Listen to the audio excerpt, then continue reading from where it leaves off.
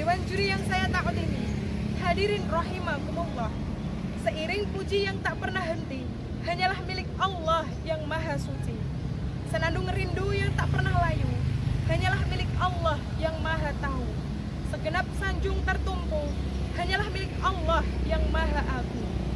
Salawat berbingkai salam, marilah kita sanjungkan kepada mahkota alam, pelipur lara dikala duka, pengobat kalbu dikala rindu, penenang hati dikala tersakiti, yakni Habibana wa Nabiyana wa Rasulana Muhammad sallallahu alaihi wasallam.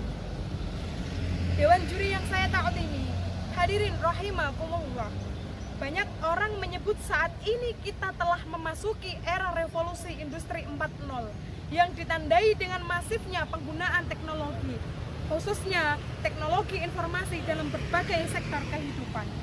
Kemajuan teknologi informasi harus diakui telah banyak membawa manfaat dan kemajuan.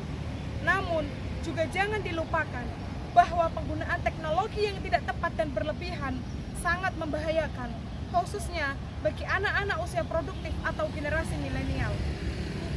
Generasi milenial kerap disebut-sebut sebagai kelompok yang akan memegang peranan penting di negeri ini. Prediksi bonus demografi yang akan berlangsung 2020 sampai 2035 di Indonesia menjadi landasan kuat bagaimana kalangan muda harus memanfaatkan peluang tersebut.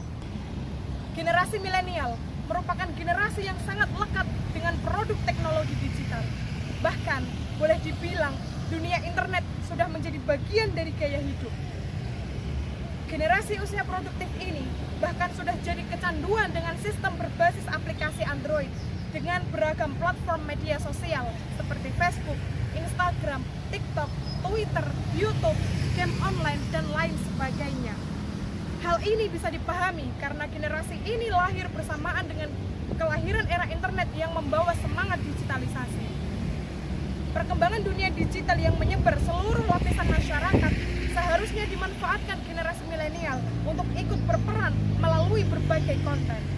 Namun sayang, munculnya anak muda kreatif di kanal media sosial belum memasukkan konten-konten yang bermuara pada pendidikan, nilai, dan manfaat. Banyak anak muda sekarang mengisi konten yang kualitasnya kurang. Mereka hanya mengejar angka untuk subscribers, viewers, and followers. Belum pada kualitasnya. Mereka dapat kuantitasnya, tetapi kualitasnya tidak ada. Padahal, generasi milenial tersebut memiliki peranan penting untuk menyebarkan konten yang positif di seluruh beranda media sosial. Anak muda menjadi kelompok paling banyak menggunakan media sosial dibandingkan dengan kelompok masyarakat lainnya. Sehingga kalangan muda memiliki kekuatan untuk mengedukasi masyarakat luas melalui konten yang ditampilkan. Hal ini seirama dengan pendapat salah seorang ulama tafsir Al-Quran, Syekh Abu Al-Fida Ismail bin Kathir. Beliau menyatakan dalam kitab tafsirnya, Syabban wa huwa quwwatu ba'da du'af, bahwa masa muda adalah masa yang penuh dengan kekuatan setelah sebelumnya berada pada masa kelemahan. Sehingga pantaslah proklamator kita Bung Karno pernah berkata, "Beri aku 10 pemuda, maka akan kuguncangkan dunia." Hadirin rahimakumullah, masa muda merupakan nikmat dari Allah Subhanahu wa taala, di mana kita sebagai pemuda dianugerahi bentuk fisik yang kuat, ingatan yang akurat, mata melihat dengan tepat, tangan dapat mengangkat beban yang berat, kaki masih bisa berlari dengan cepat, wajah tampan atau cantik yang memikat. Maka gunakanlah wahai pemuda untuk senantiasa taat kepada Allah yang maha hebat. Hadirin rahimakumullah, justru sangat menyedihkan, memalukan, bahkan memilukan di zaman milenial ini tidak sedikit pemuda yang kaya raya, yang segala ada, segala punya, yang istilahnya HP-nya Nokia, laptopnya Toshiba, mobilnya Avanza, kontrakannya di mana-mana, sawahnya lega, duitnya laba, setiap hari makannya di restoran berbintang 5, tetapi batinnya tersiksa. Hatinya penuh dengan gegana dikarenakan terjerumus ke dalam jurang narkoba dan terbujuk dengan rayuan wanita penggoda atau lelaki perkasa. Dikarenakan mereka melanggar aturan Allah yang maha kuasa.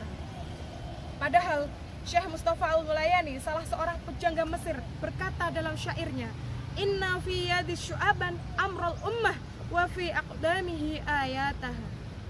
Sesungguhnya di tangan kita lah, di tangan para pemuda, urusan umat ini digenggam, dan pada kaki-kaki mereka lah hidup dan matinya umat.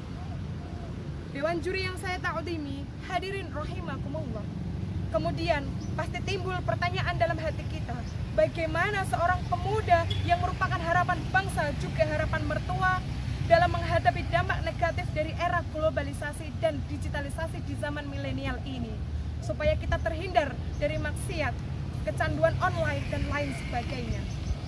Jawabannya, Imam Sayyid Al-Qutub dalam salah satu karyanya memberikan solusi bagi kita, yaitu dengan cara tarbiyatul fardiyah.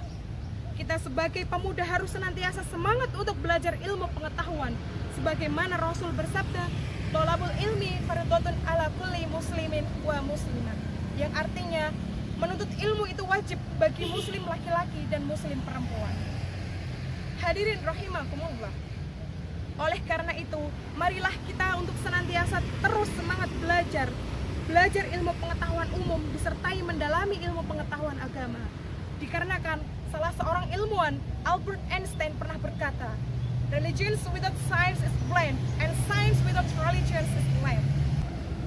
Ilmu agama tanpa ilmu pengetahuan umum adalah buta, dan ilmu pengetahuan umum tanpa didasari ilmu pengetahuan agama adalah sangat berbahaya. Dewan juri yang saya ta'udimi, hadirin rahimakumullah. Oleh karena itu, marilah kita sebagai pemuda untuk terus semangat belajar ilmu pengetahuan umum disertai mendalami ilmu pengetahuan agama, sehingga kita menjadi pemuda yang berilmu, beriman, dan bertakwa yang akan membuat bangsa dan negara kita berjaya di zaman milenial ini, sesuai dengan firman Allah Subhanahu wa taala dalam Quran surat Al-Mujadalah ayat 11. A'udzu billahi minasyaitonir rajim. Yarfa'illahu alladhina amanu minkum walladzina utul ilma darajat, yang artinya Allah akan meninggikan derajat orang-orang yang beriman dan orang-orang yang berilmu di antara kamu beberapa derajat. Dewan juri yang saya ta'udimi, hadirin rahimakumullah.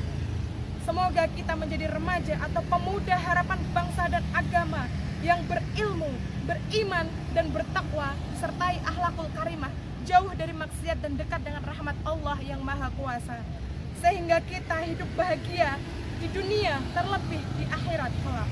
Amin ya Allah ya Rabbal Alamin. Demikian yang dapat saya sampaikan. Terima kasih atas segala perhatian. Mohon maaf apabila ada kesalahan dan kehilafan. Akhir kata, hidup sendirian tanpa kekasih. Cukup sekian dan terima kasih. Wallahul muwaffiq ila aqwamit thoriq. Wassalamualaikum warahmatullahi wabarakatuh.